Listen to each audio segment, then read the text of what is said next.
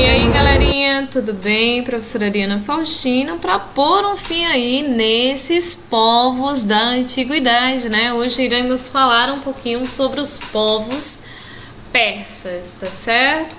Vamos falar sobre eles então. A origem do povo persa, tá certo? Corresponde aí, claro, ao Golfo Pérsico, né? Um grupo de pessoas que se estabeleceram naquela região, tá certo? Próximos ali ao Mar Cáspio, né? Por volta de 2000 a.C., tá certo? Esses povos correspondem a dois grupos, os medos e os persas, tá? Quem eram os medos, né? Os medos eram povos que se estabeleceram naquela região como se fossem cidades, e eles estavam aí sob comando, né, dos caldeus, egípcios, lídios, tá? E eles são os povos que vão ser responsáveis por derrotarem lá aquele império assírio que nós já falamos e tal. E também tinham os povos persas, né, que vão se estabelecer ali nas regiões mais pobres, tipo eram os vassalos, aqueles que trabalhavam para os medos, beleza? Era tipo os empregados, os servos dos povos medos, tá bom? Então vai ter aí essa situaçãozinha e depois eles irão começar a crescer. Por quê? Porque lá vai surgir uma figura chamada de Ciro o Grande, tá certo? Ele vai ser aí o imperador mais conhecido do povo persa, tá? Por quê? Porque ele vai liderar uma rebelião contra os povos medos. Tipo, os persas eram os vassalos, os servos, os trabalhadores, tipo escravos do povo medo. Mas aí chega Ciro e tal, não devemos ser submissos, vamos lutar contra os povos medos. Então ele começa a reunir uma galera, beleza? E vai montar aí uma rebelião contra os povos medos, tá bom? E por incrível que pareça, tá? Apesar de ter menos recursos, ele vai aí sair vitorioso, tá? Vai sair vitorioso, vai reunir o domínio de várias tribos, tá certo? E vai derrotar esse reino por volta de 550 a.C. Então, a partir daí ele começa a se tornar o grande Ciro o Grande, aquele que derrotou os povos medos, que tinham o povo persa como escravo, tá certo? Então ele vai conquistar a região da Lídia, né, e algumas cidades gregas pertencentes ali da Ásia Menor, tá certo? E também vai conquistar uma cidade muito importante, a Babilônia. Então Ciro começa a aumentar a sua região de domínio, seu império, tá certo? E como foi aí a questão da conquista da Babilônia, né? Todos os habitantes da Babilônia, assim como todos aqueles que viviam na Suméria, na Acádia, né? Lembram que um saiu dominando o outro e tal?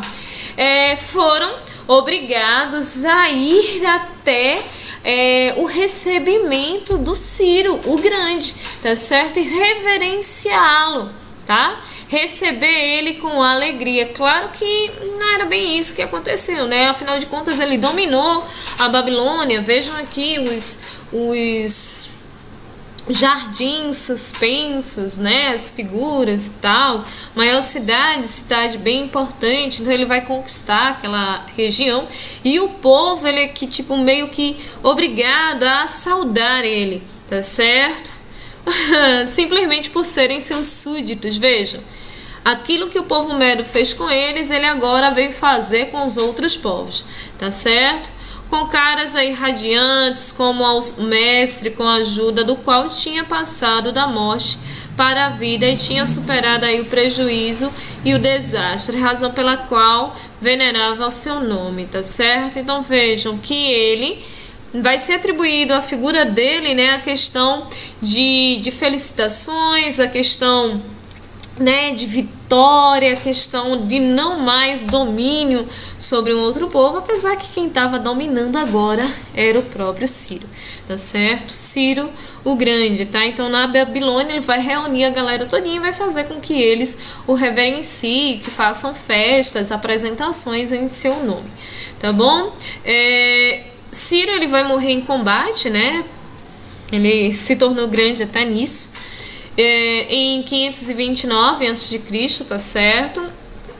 combatendo aí uns massacres sucedidos aí por seu filho, né, Massagetas. Os Massagetas, que são outros grupos que tentavam dominar a região persa, tá certo? Então, assim, o filho de Ciro, o Cambises II, tá certo? Ele vai aí meio que dar um golpe no pai, né, e tentar subir ao trono e tal. Vai se associar a um outro grupo, a um outro povo, que tem essa ideia de dominação também, e vai aí meio que lutar contra o Ciro. O Ciro já estava bem desgastado, já tinha lutado bastante, já estava bem velhinho, já não estava mais com aquele vigor de antigamente e acaba aí sendo morto, tá certo?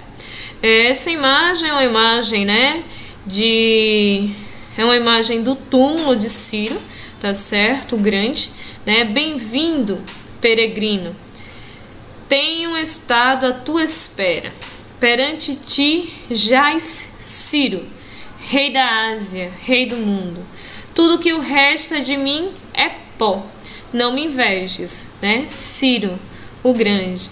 Então ele tinha muito essa pegada aí de grandioso nas palavras, grandioso aí nas dominações, tá certo? Felizmente vai ser traído pelo próprio filho, mas fazer o que, né? Cambises, então, ele vai assumir o trono, que era aquilo que ele queria, tá certo? E é tido aí como um déspota. E o que seria um déspota? É um cara tirano, um louco, um absolutista, alguém que impõe e só impõe, tá certo? Ele vai ter pequenas conquistas, né? Vai conquistar aí o Egito na Batalha de Pelusa, tá? Geralmente as batalhas recebiam nomes assim, tal, principalmente dos lugares, mas aí quando volta para Pérsia, tá? Ele vai morrer. Ele vai morrer por quê? Porque quando ele retorna para a Pérsia, um outro camarada, também muito importante para o povo da Pérsia, é o Dário I, ele já está aí tentando dominar esse lugar, tá certo? Então ele vai morrer aí sobre a espada do Dário I, tá certo? Então Dário I ele já vai assumir em 521, vai ser o terceiro rei do Império, tá certo? Aquemenida, meu Deus, esses nomes de impérios eram muito estranhos. Governou aí o império durante seu auge, tá certo? E vai esmagar algumas rebeliões que ocorrem em seu território, tá? E isso vai fazer dele um grande rei, um cara de uma admiração muito grande, tá? Vai dividir o governo, né? O reino, perdão, o território, em coisas chamadas saprarias. Saprarias era tipo os estados. O Brasil hoje não é dividido em estados. Naquela época, o Dário I ele divide o território da Pérsia em saprarias, que eram como se fossem estados, tá certo? Também vai fazer construções muito importantes, como a Estrada Real, a questão dos Correios e tal. Isso vai ser bem interessante. Ele vai aí estabelecer uma moeda nacional. É claro que essa moeda nacional ela vai receber um nome assim muito criativo, né? É o dárico, tá certo? O dárico vai ser a moeda que vai circular pelo Império da Pérsia, tá certo? E pelas saprarias, pelos tipo estados e tal. Vai conquistar a Trácia e a Macedônia, né? Então ele vai ter conquistas assim bem consideradas e tal, tá bom? O Dário I ele vai ser bem importante. Vejam aqui as divisões das saprarias, né? Eram realmente como se fossem estados e tal, divisão, para que assim pudesse ficar melhor governada, tá? A região aí da Pérsia ela era dividida em 20 províncias, ou seja, 20 saprarias, cada uma governada por um funcionário, o sáprata. E o sáprata ele deveria ser os olhos e os ouvidos do rei, tá certo? Para fiscalizar o que de fato estavam acontecendo nas saprarias, tá? Então eles eram tipo funcionários do Dário I. Então vejam que história interessante, né? Que estratégia aí bem interessante. O Dário I, ele vai utilizar, ele vai dividir o governo para mandar em todos eles. E isso vai ser bem interessante, tá? Nem à toa que ele vai ficar aí bem famoso. Vai mandar construir uma estrada real que vai de Sardes até Susa, tá? Cidades extremamente importantes da região. Veja que é um império, ele vai dominar a Pérsia. A Pérsia vai ser a Mesopotâmia, o povo assírio, os fenícios, os egípcios, os babilônicos, e vai ser toda essa galera, tá certo? E isso vai ser extremamente importante porque por ela que vai passar vários produtos que serão comercializados por essas sociedades, né? Por essas esse nome aí que agora eu esqueci e não consigo me lembrar mais de jeito nenhum, porque vocês já sabem, né? O fator cabelo branco está impedindo que isso aconteça, tá bom? Bom, enfim, ele também vai ser extremamente importante, como eu disse a vocês, por conta de um sistema muito simples, tipo Correios, tá ligado? Os Correios eram assim, tipo, vinham de cavalo de um canto para outro, levar informação. E a informação não era escrita não, viu? Numa carta e tal, não era escrita não. Era ouvida e falada por um portador, tá? Então era bem isso que acontecia. Quando não acontecia, tipo as corridas de um canto para o outro para levar as informações. Era bem assim naquela época, tudo muito moderno. Ou seja, se uma cidade fosse muito distante da outra, podia ser que um recado levasse aí 3 meses para chegar até o destino, se a pessoa não morresse no meio do caminho, né? Porque se morresse, a mensagem não chegaria de jeito nenhum, tá certo? Aqui nós temos uma imagenzinha do Dárico, tá certo? Da moeda muito criativa do Dário I, que era, claro, cunhado de ouro, em ouro ou prata, né? Porque naquela época os metais eram bem ativos, tá certo? Para facilitar o comércio dentro das regiões ali sobre domínio do Dário I, tá bom? As guerras grego-pérsicas, né? Essas foram guerras bem famosas, organizadas para tomar a região da Grécia, tá certo? As tropas persas foram derrotadas, tá? Mas aí o Dário morreu sem ter a chance de iniciar uma nova invasão. Então o que acontece? Um imperador acaba sendo morto por outro imperador, tá certo? E quem seria esse imperador? O Xerxes. A característica do Xerxes vai ser bem interessante, por quê? Porque ele vai atribuir a ele mesmo o poder de semideus. Ele vai ter essa característica. Então, como eu estava dizendo a vocês, o Xerxes, né? Ele vai ter aí essa característica, tá? A característica de ser um imperador, é claro, mas de tipo ser um semideus, tá? Ele foi atribuído, vai ser atribuído a ele características muito místicas relacionadas a poderes, né, divinos e tal. Então, o Xerxes, a língua enrola quando fala isso. Fala em Xerxes 3 vezes. Xerxes. Não sai. Não tem jeito, tá bom? Então, assim, dando continuidade, ele vai ter essa pegada meio mística, tá certo? Por quê? Porque ele vai atribuir a ele como se fosse um deus vivo, né? Aquela ideia que os egípcios tinham em relação ao faraó, ele vai ter muito essa ideia relacionada a ele, tá? Ele vai ser filho do Dário I, tá certo? Com a filha de Ciro, né, o grande, então automaticamente ele já era grande, porque ele era filho, né, dos filhos de 2 grandes imperadores da região, tá bom? Não era o primogênito, tá certo? Mas aí foi atribuída a ele aquela divindade, tudinho. Na Bíblia ele é referido como Assuero, tá certo? Vai herdar aí o maior império que o mundo já havia visto, beleza? E ele vai ter uma questão que ele vai ser bem cruel, tá? Ele não vai possuir aí tolerância religiosa de seus predecessores, ou seja, ou a galera praticava a religião que ele desejasse, ou seja, ele mesmo, enquanto religião, ou simplesmente, dava um adeuzinho para o mundo, tá? Ele queria aí vingar a derrota de seu pai, isso seria muito normal, tá bom? Vai ordenar aí a escavação de um canal na península de Athos e a construção de 2 pontes cruzando aí a região para que ele chegasse a derrotar os gregos, tá certo? Só que aí, a derrotar os gregos, claro, com um número gigantesco de soldados. Então ele sai arrasando as terras, principalmente seus inimigos, nesse caso, os gregos, tá? A Grécia era liderada por um general chamado Temístocles, né? E vai atrair os persas, tipo, para uma armadilha, tá certo? Parte do grande exército de Xerxes, né? Vai ser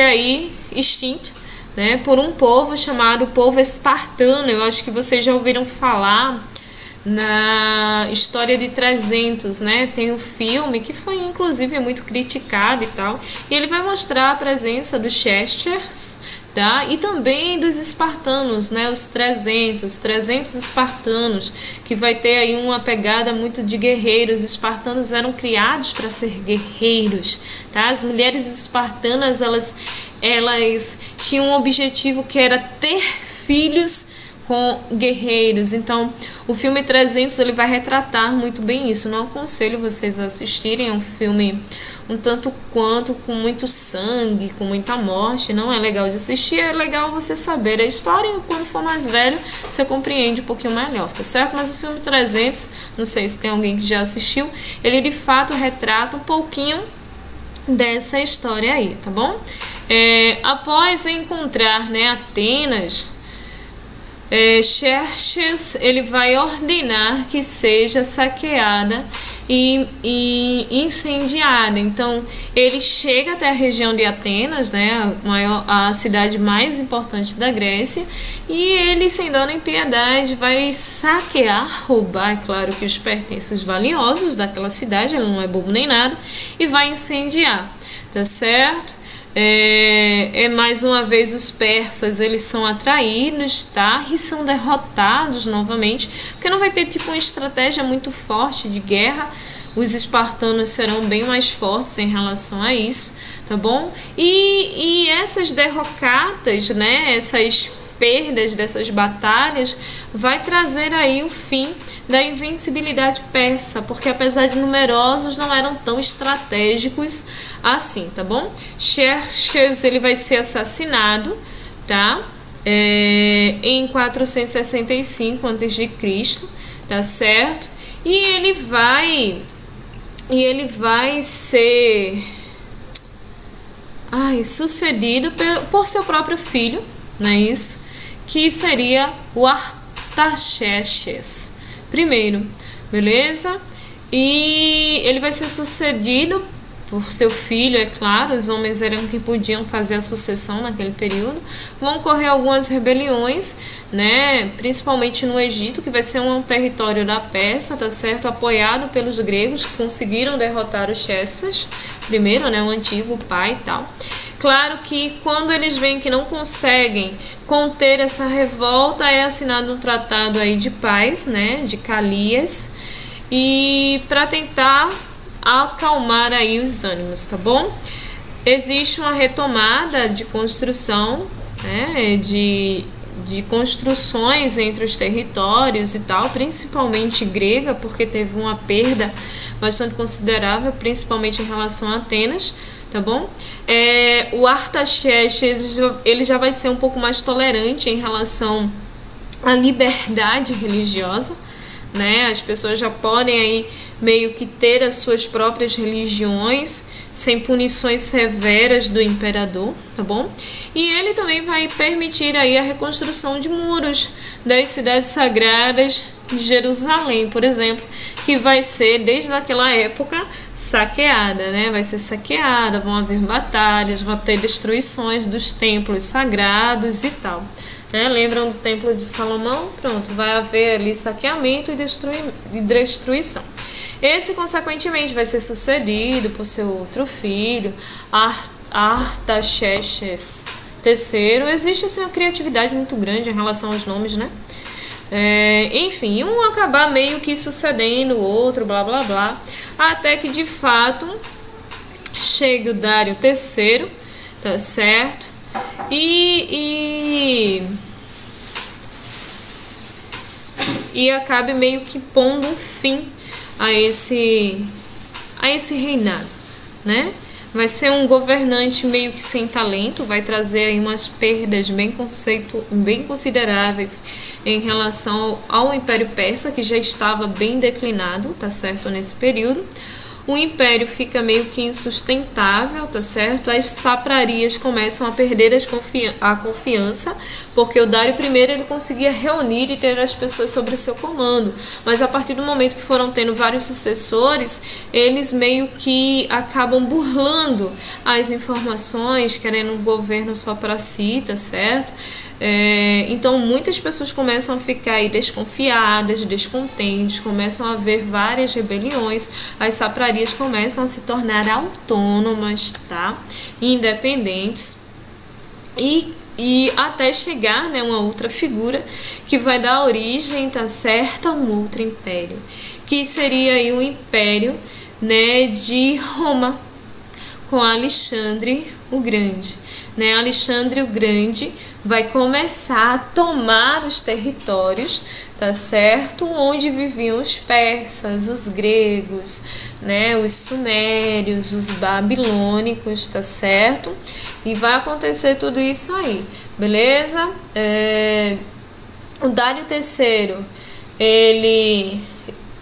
o Dário III é ele que vai entrar em conflito com o Alexandre o Grande, tá certo? Mas é claro, ele acaba morrendo, tá? Assassinado por um aliado do Alexandre o Grande, tá certo? E Alexandre, como um grande, né? Como um grande imperador, e até mesmo enquanto pessoa, vai fazer aí um funeral grandioso pro Dário III, tá certo? E vai se casar com a filha dele, né? Então vai acontecer muito essa pegada de mistura dinásticas, né? Entre as monarquias, entre os impérios daquele período, tá certo? A religião persa era uma religião politeísta, tá? Que vai ter assim um caráter de muita submissão do homem em relação à natureza, né? Os Xerxes que vai trazer essa pegada muito egípcia, né, dele como o próprio Deus e tal. Vai existir vários deuses representando as forças da natureza, o Deus Sol, o Deus da agricultura, o Deus da Lua. As tribos também serão numerosas e eles vão acreditar em animais sagrados, fazer sacrifícios, essas coisas, tá certo? Eles também adoravam manter aí rituais de adoração, né? Os rituais aconteciam, os sacrifícios, a lua cheia, tinha muito essa pegada das forças da natureza, tá certo? A sociedade, a economia e cultura estavam baseadas economicamente na agricultura, principalmente para a produção de cereais, como o centeio, o trigo e a cevada, tá certo?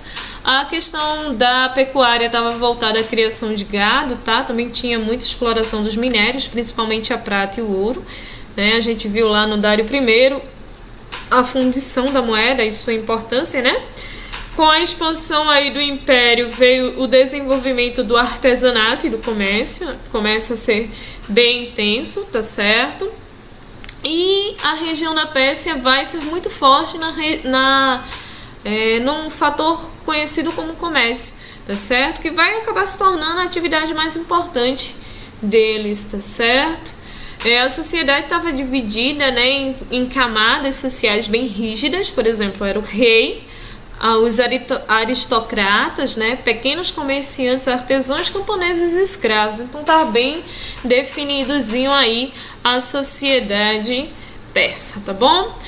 Aqui nós temos alguns monumentos, né, da arte pérsica, tá? Que vai ser aí uma manifestação do poderio, né? Vai ter muito o leão, né? Que eu acho que até a professora Cida já trabalhou com vocês. O leão alado, né? Mostrando aí a figura da força dos imperadores, né? E o alado vem das asas, vem do domínio dos impérios, né? Do ir longe.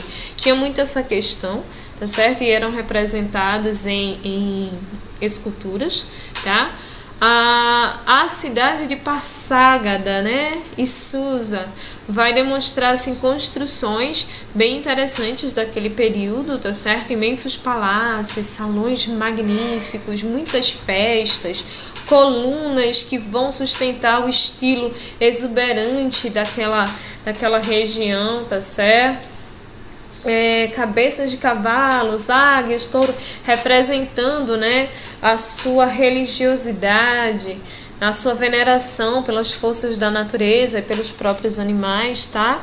E também os soberanos, os grandiosos soberanos persas que acabaram se tornando aí imortais na história, né?